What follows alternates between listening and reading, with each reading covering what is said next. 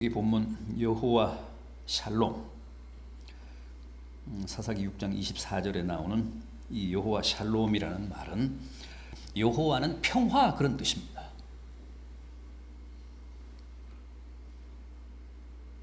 신약 에베소서 2장 14절에는 이런 말씀도 있습니다. 그는 우리의 평화이신지라 둘로 하나를 만드사 중간에 막힌 담을 자기 육체로 허시고, 이것은 십자가에 달리사 자기 육체로 중간에 막힌 담을 허시고 둘을 하나로 만드신 주님에 대한 말씀인데, 주님이 우리의 평화시라는 거예요. 하나님과 우리 사이에 막힌 담을 자기의 몸으로 허신 우리의 평화. 또 로마서 14장 17절은 성령을 평화의 영이라고 합니다. 성령이 평화의 영이시라.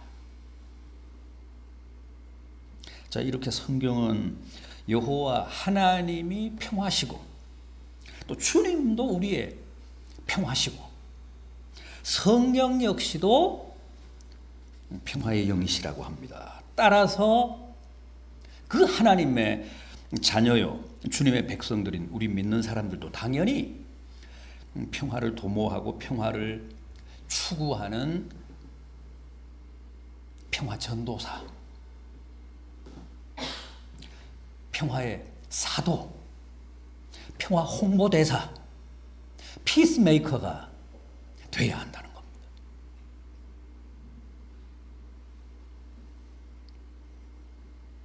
마태복음 5장 9절입니다. 평화케 하는 자는 복이 있나니 그들이 하나님의 아들이라 일컬음을 받을 것이요. 여기 평화케 하는 자가 평화를 만드는 자, 피스메이커입니다.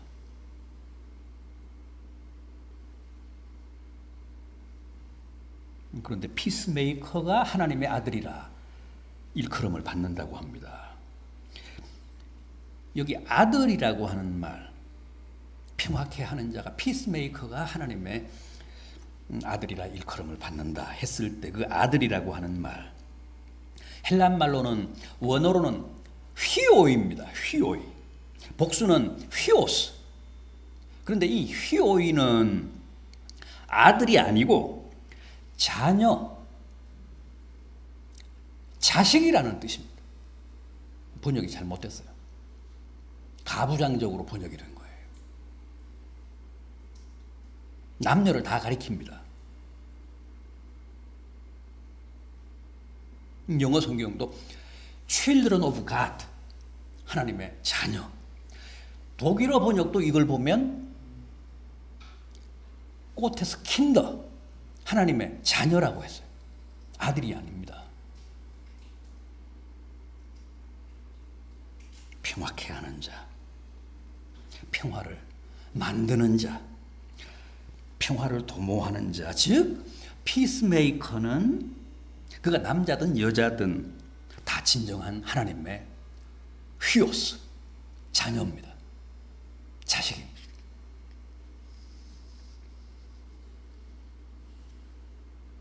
뿐만 아니라 골로새서 3장 15절을 보면 너희가 평화를 위해 부르심을 입었다 그랬습니다.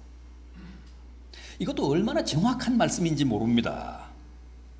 여러분, 우리가 평화를 사랑하고 평화를 도모하고 살기 때문에 이뻐서 하나님이 우리를 당신의 자녀로 택해 주신 게 아니라 앞으로 평화를 추구하며 살아가라고, 피스메이커가 되라고 우리를 택하셨다는 거예요.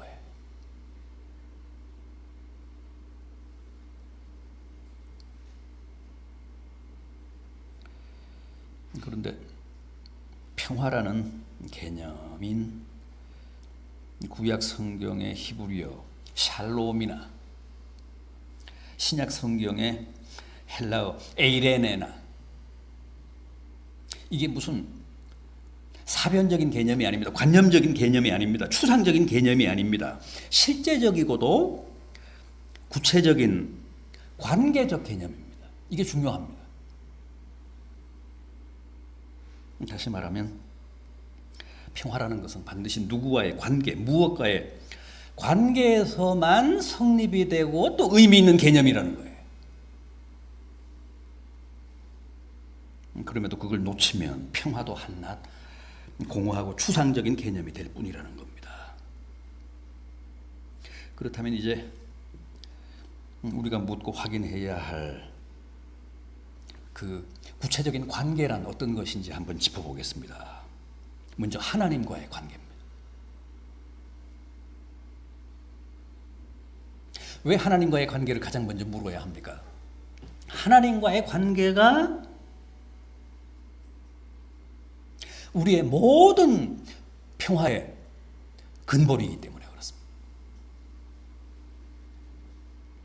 하나님이 우리의 평화이실 뿐만 아니라 하나님과의 평화가 우리의 모든 평화의 기본이기 때문에 그렇습니다.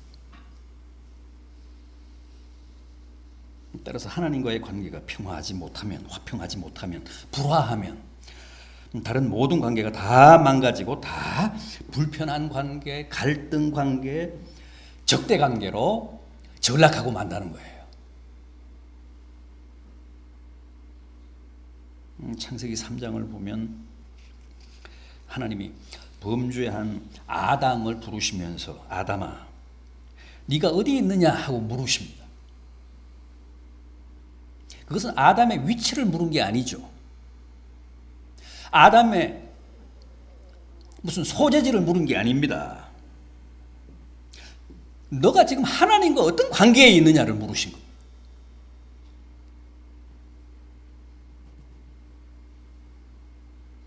네가 지금 하나님과 화평한 관계에 있느냐 아니면 불편한 관계, 갈등 관계에 있느냐는 거죠.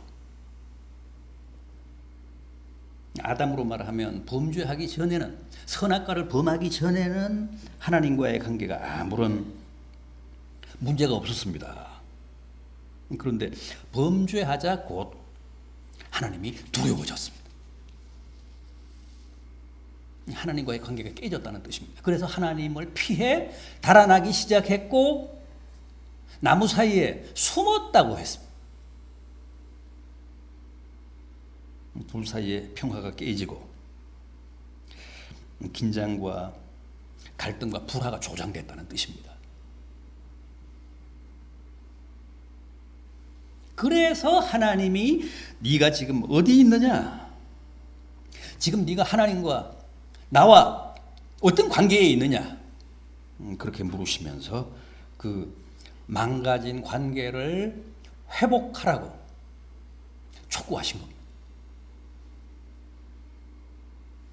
여러분들은 어떻습니까? 지금 하나님과의 관계가 좋으십니까? 하나님과의 관계가 원만하십니까? 화평하십니까? 아니면 긴장 관계입니까? 갈등 관계입니까?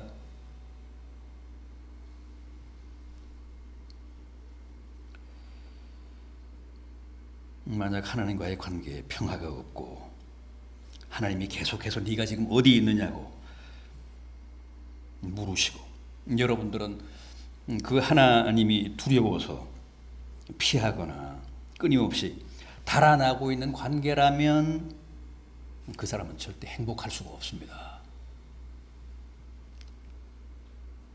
우리는 무엇보다도 하나님과의 관계를 바르게 가져가야 합니다. 그게 모든 관계, 모든 평화의 근본이기 때문에 그렇습니다.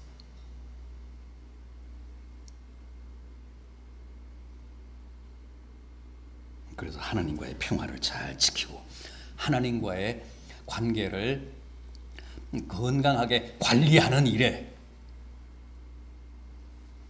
최선을 다해야 합니다. 하나님과 불화하면서 하나님과의 관계가 평화롭지 못하면서 다른 모든 관계가 바르고 건강하기를 바라는 것은 어리석습니다. 그런 법은 없습니다. 하나님과의 관계, 하나님과의 평화가 나의 첫 단추기 때문에 그렇습니다. 제대로 꿰야 합니다. 바르게 꿰야 합니다.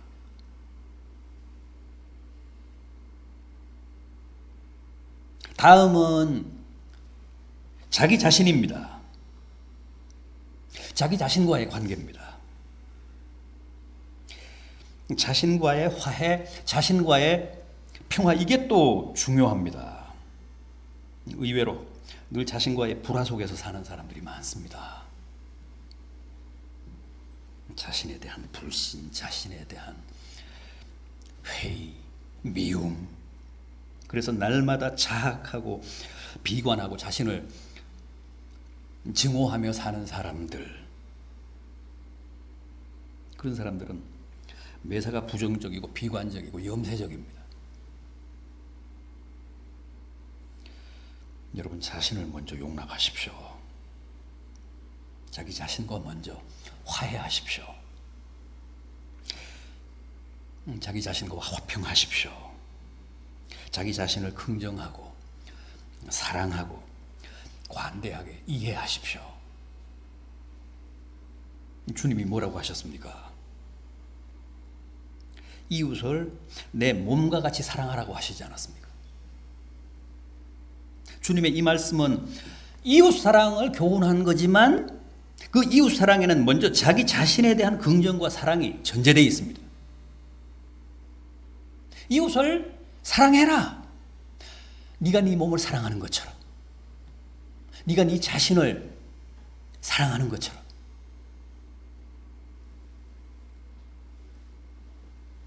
그러니까 자기 자신에 대한 사랑이 자신과의 평화가 이웃사랑, 이웃과의 평화의 대전제고 모범입니다. 이웃을 네 몸처럼, 네 자신처럼 사랑하라. 그러니까 자기 자신을 사랑하지 못하는 사람은 이웃도 사랑하지 못합니다. 이웃도 사랑할 수가 없습니다. 이웃 사랑의 기준이 자기 자신에 대한 사랑이니까.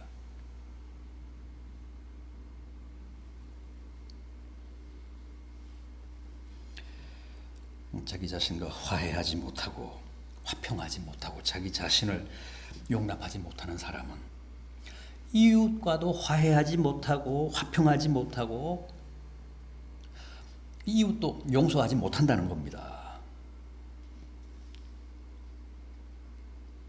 여러분, 주님은 나를 용서하셨는데, 주님은 나를 받아주셨는데 왜 나는 내 자신을 용납하지 못할까요?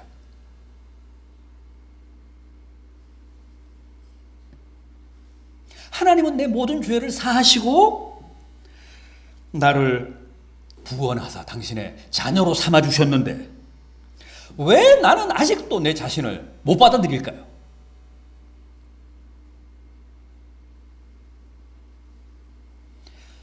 왜 날마다 가학하고 자학할까요?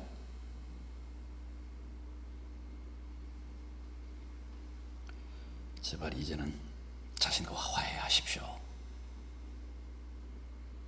자신에 대해 너무 인색하지 마십시오. 좀 더 자신에 대해 관대하시고 사랑하십시오. 자신에 대한 피스메이커가 되십시오. 이웃 사랑도 그 다음입니다.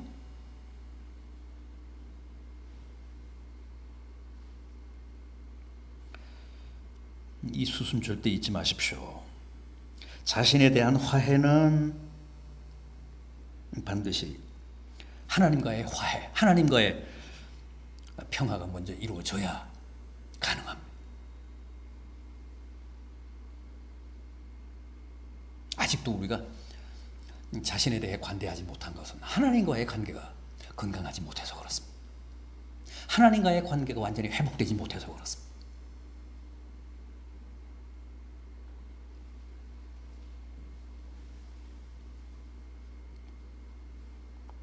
하나님과의 화해 없는 자신과의 진정한 평화 없습니다.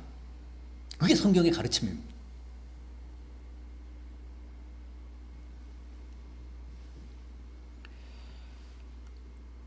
제가 아무리 못났다고 해도 하나님이 나를 용서하시고 받아주셨습니다. 지금도 하나님이 누구 못지않게 나를 사랑하고 계십니다. 그 확신을 가지시고 나도 내 자신을 용납하고 용서하고 받아들이고 사랑하십시오. 사실 자학처럼 자신을 용서하지 못하는 것처럼 무서운 것도 없습니다. 주변 사람들이 다 나를 배신하고 나를 버리고 나를 미워한다고 해도 나만큼은 나를 이해하고 나를 신뢰하고 연민하고 사랑하면 다시 마음을 추스려서 새 출발할 수 있습니다. 그러나 나마저도 내 자신에 대한 애정을 포기하면 누구도 더 이상 버틸 수 없습니다. 그래서 다들 극단적인 선택을 하는 겁니다.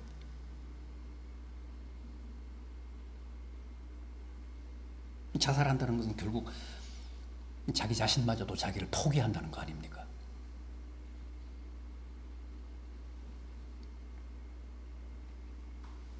우리는 이기적으로 오로지 자기만을 생각하고 남에게 인색하게 굴면서 자기에게는 지나치게 관대한 것도 문제지만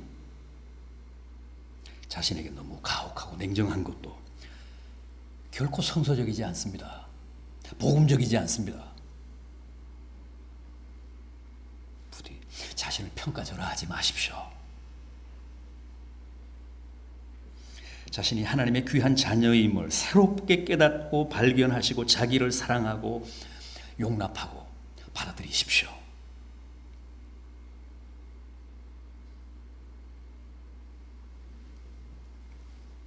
내 자신에 대해 피스메이커가 되는 일, 대단히 중요한 과제라는 사실 꼭 잊지 마시고 기억하시기 바랍니다. 다음은 이웃과의 관계입니다. 형제와의 관계. 우리는 참 형제들과 잘 못 지내죠. 이웃들과 잘 못 지냅니다. 거의 이웃과의 관계에 평화가 없습니다. 생각해 보십시오. 우리의 모든 인간관계가 얼마나 불안정하고 얼마나 위태롭습니까?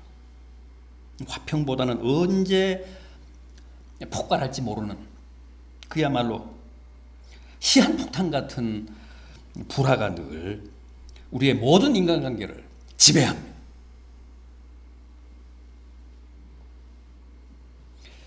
그게 문제고 그게 불행입니다. 그런데 지난 삼위일체 주일 때도 제가 말씀을 드렸다시피 하나님도 원래 한 분이 아니고 성부, 성자, 성령 세 분이십니다. 그래서 성경에 나오는 하나님 칭호도 단수인 엘이 아니라 복수인 엘로힘이라고 했습니다. 그런데 그 세 분 하나님이 서로 간에 완벽한 조화와 평화를 이루며 하나로 존재하시기 때문에 우리가 삼위일체라고 합니다. 삼위일체 하나님이라고 명명합니다. 머리수는 셋인데 너무나 조화롭게 완벽하게 하나를 이루며 사시기 때문에 삼위일체 하나님이십니다.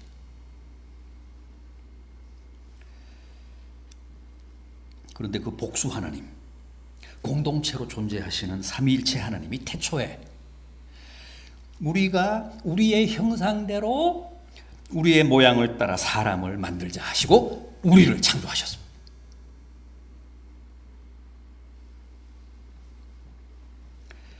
따라서 사람도 당연히 우리입니다.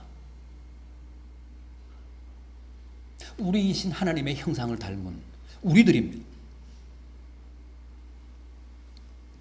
그래서 남과 이웃과 형제와 더불어 살 때만 진정한 인간입니다.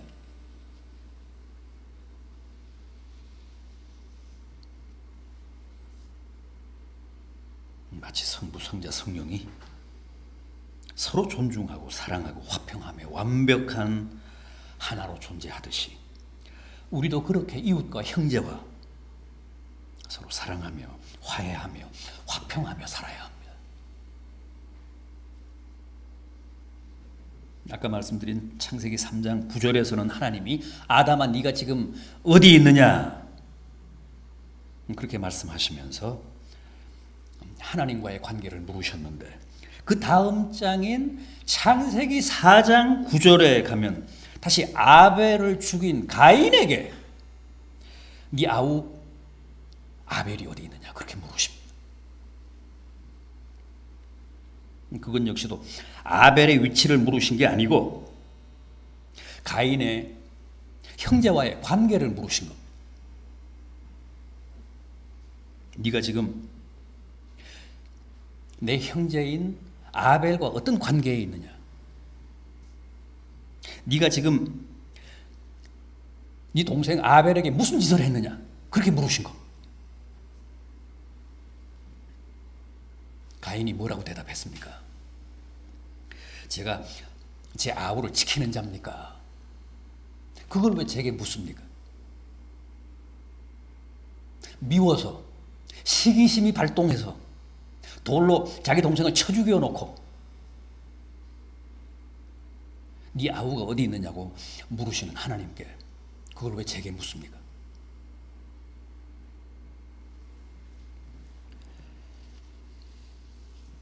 여러분, 하나님은 끊임없이 우리에게 네가 지금 어디에 있느냐 그렇게 물으시면서 하나님과의 관계를 확인하고 계십니다. 우리더러 확인하라는 겁니다. 또 네 아우가 어디 있느냐라고 물으시면서 우리의 이웃 관계를 확인해라, 점검해라. 문제가 있으면 회복해라.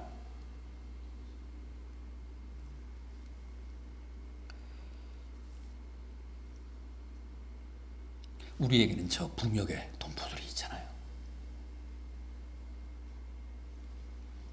말씀드린 대로 내일이 6.25고 68돌입니다. 우리는 남북이 한 형제 한 자매인데도 지난 70년 동안 서로 화해하지 못하고 용서하지 못하고 사랑하지 못하고 마치 가인과 아벨처럼 마치 야곱과 에서처럼 이삭과 이스마엘처럼 서로 미워하고 적대하고 저주하고 증오하며 살아왔습니다. 이제는 어떻게든 이걸 풀어야 합니다. 남북이 서로 화해하고 화평해야 합니다. 최근 남북 정상회담 또 북미 정상회담이 열리고 또 각 분야에서 지금 남북 실무자 회담이 개최되고 있습니다.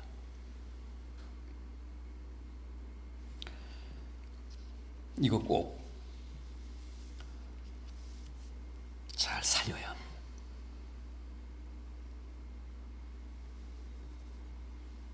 역사의 주인이신 주님이 우리 민족에게 천재일우의 기회를 베푸셨다고 믿고 기도하며 남북 간의 평화를 만드는 일에 최선을 다해야 합니다.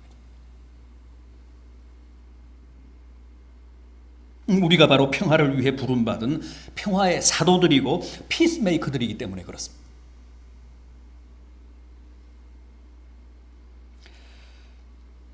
미안하지만 세상 사람들은 어떤 말로 어떤 행동으로 그럴듯하게 치장하고 꾸민다고 해도 그들은 본질상 죄의 종들이기 때문에 트러블 메이커지 피스메이커가 아닙니다.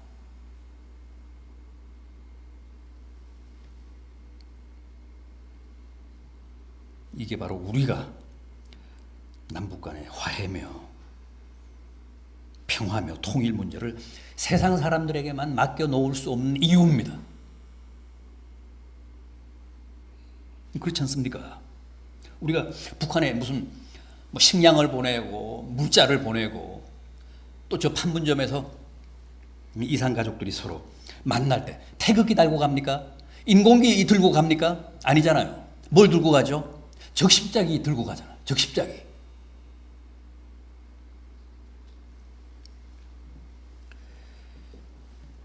저는 이게 하나님의 계시라고 믿습니다.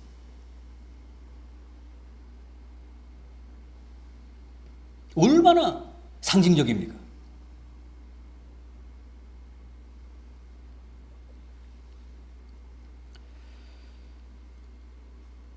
우리가 믿는 하나님은 여호와 샬롬, 평화의 하나님이십니다. 우리 여러분 각자가 다 평화의 전사들, 피스메이커들이 되십시오. 그래서 하나님과도 평화하시고 자신과도 화해하시고 이웃과도 저 북녘의 형제들과도 화평하셔서 장차 평화의 왕국인 천국에서도 영원히 평화를 누리며 사시는 복된 성도들 되시기를 진심으로 기원합니다. 기도하시겠습니다.